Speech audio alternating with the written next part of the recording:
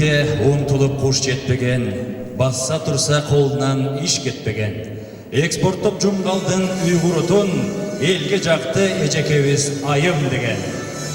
Айымжан Аманова ежевіз, қадимки жұмғалдың ойқымыз, қожо құрутының 20-дан ашық түрін ойлапта, құрут өндіріп, сатыға шығарушы кичи ишкананы ачууну ишке ашырған бұйырса қырғыз құруты аламды аралай баштаған тұрар.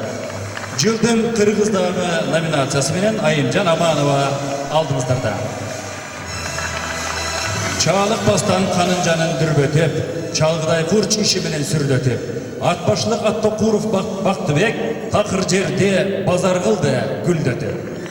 Бакытбек Аттакуров, уроженец Атбашинского района. Он смог обеспечить работой своих земляков.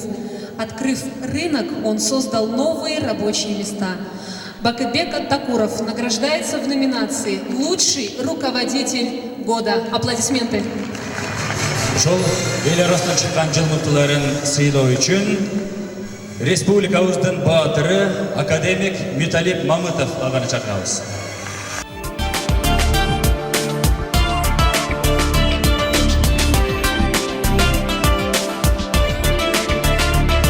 Қолша қоштап тұралды. Жылдың мықтылары, талықпаған емгек, дайыма издену, жаңашылдықты жаратып, ел ішінен өзгөчөнүн чыксак деген тилектери орындалып тұрған біздің ел ішіндегі мықтыларыбыз.